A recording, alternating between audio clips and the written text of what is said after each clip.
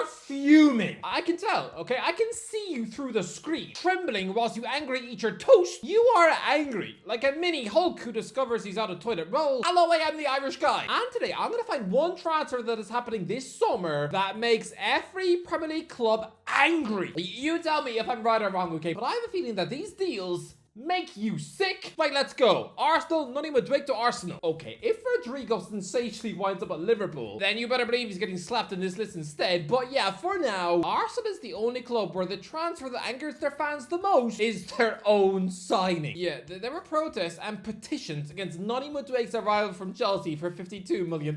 The petition was signed more than 4,000 times. Hashtag no to Madwake. It's where Arsenal fans were voting on whether or not to draw a pink elephant on the club badge. Arsenal fans were more passionate about vetoing this signing than they would be if you asked them if it was okay to bite off their grand's foot. They hated this signing. Poor Chukwunonso.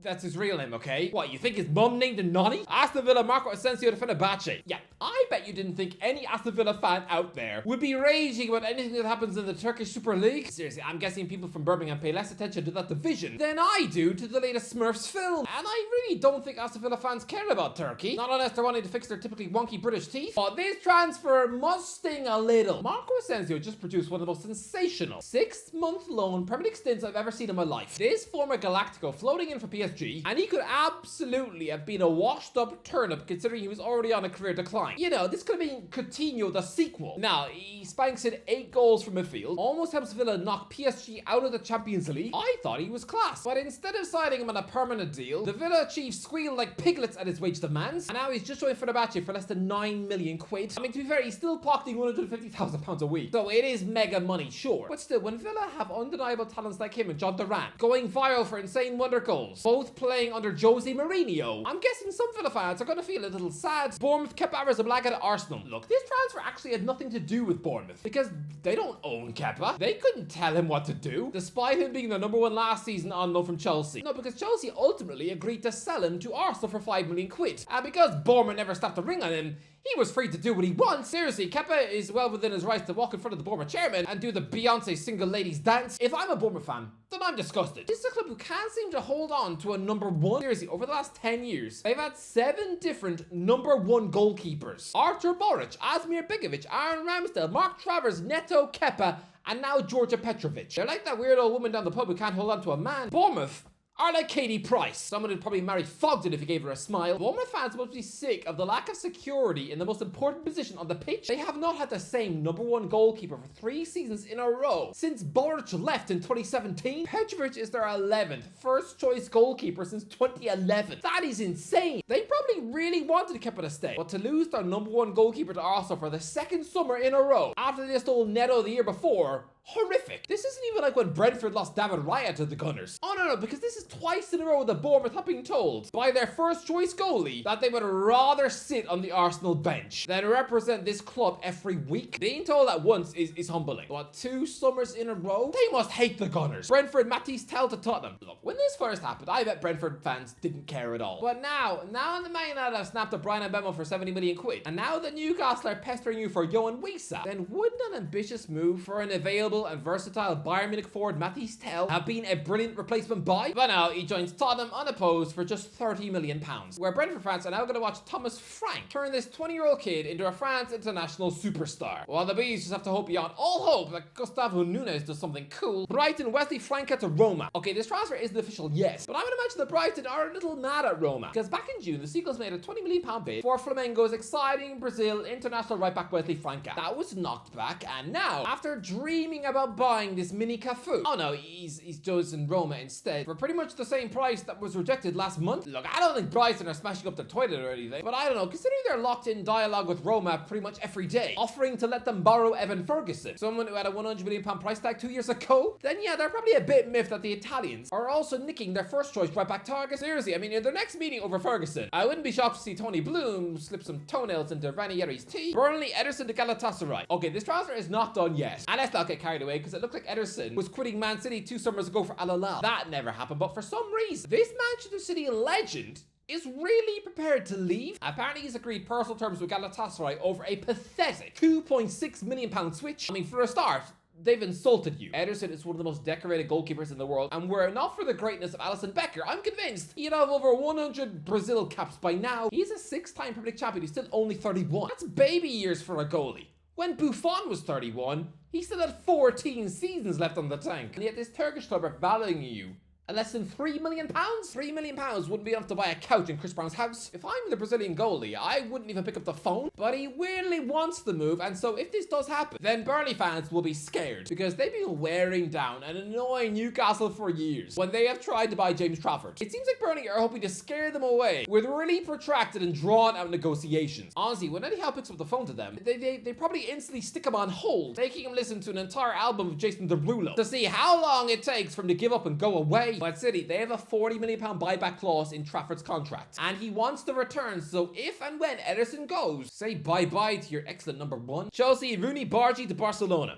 Chelsea want every young talent that moves. I'm sorry, but they are like that greedy kid who always wants the toy that someone else is playing with. And so, yeah, I guarantee you, when those Chelsea scouts saw Barcelona snap up a teenage Sweden star, winger Rooney Bargy joining from Copenhagen for just €2 million, Chelsea would have been silently fuming. Come on, in the middle of this golden age of Swedish talent, they would probably have loved nothing more than to tie down this kid to a 10-year contract. They're probably gutted they never thought about signing him first. And let's be real here, Chelsea have been obsessed with signing a Rooney for years. How much do you think those travelling Chelsea fans would love to rock up at Old Trafford to chant Rooney, Rooney for an hour and a half? Honestly, I think this deal would have angered them a little. Crystal Palace, Igor Jesus to Nottingham Forest. Crystal Palace hate Nottingham Forest. Of course they do, because Forest have successfully squealed to the teacher and got them kicked out of the Europa League. Honestly, you know how West Ham and Sheffield United have a long-standing grudge almost 20 years after they fell out over the Carlos Tevez saga? Yeah, I'm guessing the Palace and Forest have just become enemies for life. And look, I know they've managed to dump their owner John Textor, who caused all of this trouble by owning so many clubs, but still, to see him popping up on TalkSport to try and defend himself whilst wearing Botafogo merch, that would have been annoying.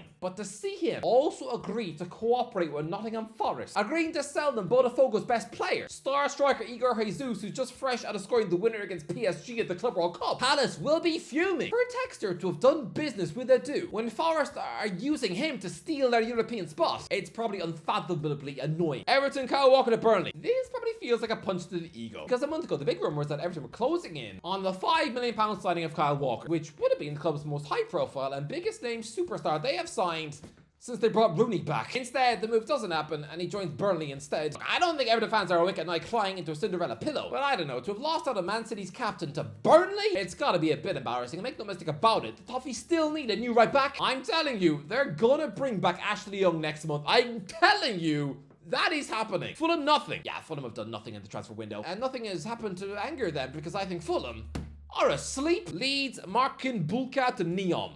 Who or what is Neon? This is a club which seems to have sprung up overnight and are now just gobbling up some big fat names. Yeah, they're a newly promoted Saudi Pro League club. They've rescued Alexander Lacazette from League 2, although Leon have since been reinstated to League 1 since he quit, so he probably feels a bit embarrassed for running away now. They've got Saiben Rama and just tried to pitch Granit Xhaka. I know, yeah, I've taken a Leeds United goalkeeping target, Marcin Bulka, someone who is Nice number 1, and he used to be on the books of both Chelsea and PSG, but now he chooses to turn his back on a Premier League career at a gigantic and historic club like Leeds to get £10 million a year in Saudi instead. Liverpool, Martin Zubimendi to Arsenal. Look, I know that Liverpool have moved on, but still, come on, seeing Martin Zubimendi at Arsenal just a year after he said no to Liverpool to live in the Spanish mountains, that absolutely has to sting. I know Ryan Gravenberch had a great season, but if Zubimendi turns out to be a mini Xabi Alonso for the Gunners, if he becomes a Premier League legend and one of the greatest midfield bargains for just £51 million, then make no mistake about it, Liverpool fans will feel sick. This is what it would have felt like if Alonso had joined Arsenal in 2008. To see Zubimendi now in an Arsenal shirt, if he turns out to be a great signing, and if Gravenberch turns out to be a one-season wonder, then this one will hurt the Reds for a while. Man United, Alvaro Carreras to Real Madrid. Man United, egg in their face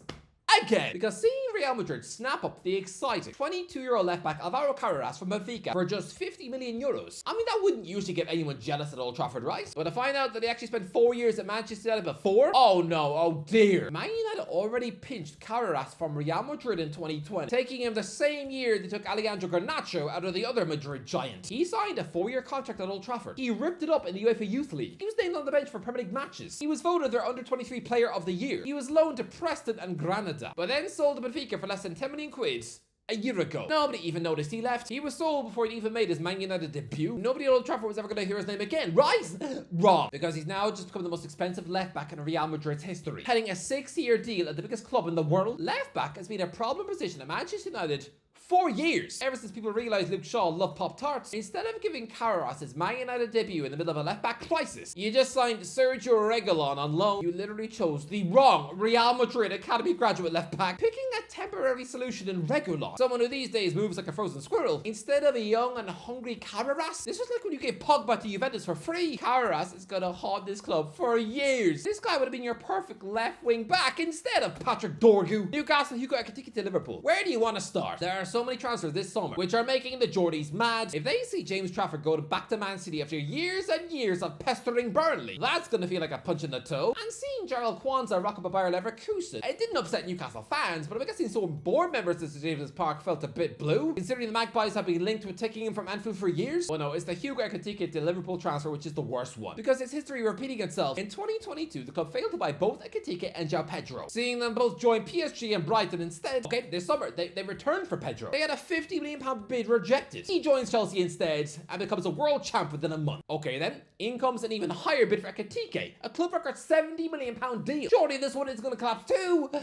Oh, it did. With him also joining a Premier League rival. Both Pedro and Ekitike have gone to Chelsea and Liverpool instead. Not only have they not joined the Magpies, but they've just strengthened their Premier League rivals. Ugh! Nottingham Forest, Johan Bakayoko to RB Leipzig. Nottingham Forest must be fuming. Look, Johan Bakayoko was linked with the Premier League for years. He's a mini Alan Maxim, a 22-year-old Belgium international wing sensation at PSV. And he always had an English club wanting him, whether it was Brentford, Liverpool, Newcastle, and most recently Nottingham Forest. They wanted this superstar to replace Anthony Elanga on the wing. Now, he's just joined RB Leipzig for a big fat bargain. He signed a 5-year deal with the Germans after joining for just £15.5 million, with less than £3.5 million in potential add-ons. That is nothing. That's a fraction of what Elanga was sold for. And Bakayoko is arguably the better player. I mean, I don't hear Elanga chatting about winning future Ballon d'Ors. For Nottingham Forest to mess this up when they've just appointed a dude, somebody who's been overseeing mega million transfers for years at Arsenal, to have that sort of experience in the boardroom and to still let this slip through your fingers, it's gotta be rough. Now they're probably just gonna sign Jadon Sancho on loan instead. Don't do that. It would be another J Links. Sunderland, Jordan Henderson to Brentford. Look, if Sunderland managed to pull off the outrageous signing of Granit Xhaka, an actual Bundesliga invincible, then nobody's gonna care they didn't bring back Jordan Henderson. But this was supposed to be a romantic, perfect fairy tale. Henderson was available on a free this summer and wanted to return to England. Surely a boyhood Mackem is gonna go back to his roots and join the club he left in 2011 after he spent 13 years on their books. Surely this England international is gonna take the Sunderland captain's armband, becoming the leader of this frightened bunch of kids. He's still joining a Premier League team who play in red and white stripes, but it's Brentford. I don't know, this must feel sad. Like how Leeds fans probably feel miffed that James Milner signed a new deal at Brighton instead of returning home on a free. I know he's 39, but so? He's supposed to be a massive Leeds United fanatic. To see neither of those Liverpool legends push a romantic homecoming when their teams have both just got promoted feels a bit dead. It's like watching a rom-com movie, except instead of the happy ending, we see the couple get eaten by tigers at the zoo. Okay, then I'll just go to bed sad. Tottenham, Jonathan David to Juventus. Look, Tottenham have been linked with candidate international striker Jonathan David for years. Seriously, it feels like forever. So to see this 25-year-old Lille goal machine wind up going to Juventus on a free instead, it must sting a little bit. When all Tottenham have is Solanke up front. West Ham, Ryan Cherki to Man City. Ryan Cherki was the dream. Look, every now and then, West Ham manage to sign a player they've absolutely no right to get. Tevez, Mascherano, Payet, Paqueta. It happens every now and then. They even tried to get Neymar in 2010. And yeah, 2024 was all about the Hammers trying to get Leon Wonderkid winger Ryan Cherki. And when the club were brilliantly demoted to League 2, they probably thought this was their chance. This was the second coming of Tevez. The chance to steal this superstar for a snip. But no, Man City signed him for a very reasonable £35 million to destroy the West Ham dream. Wolves, Tammy Abraham to Besiktas. I don't know. Wolves were obsessed with Tammy Abraham for years. I'm guessing whenever he moves, every Wolves fan is just programmed to feel a little bit jelly. Anyway, that's the interview. Let me know in the comments what do you think. Let me know in the comments which of these deals angered you, if any. Let me know in the comments below. Enjoy the video. Don't forget to get the next guys. I'll talk to you in a while. Another banana. I have no idea how many bananas I keep needing to eat. At least this one is fresh.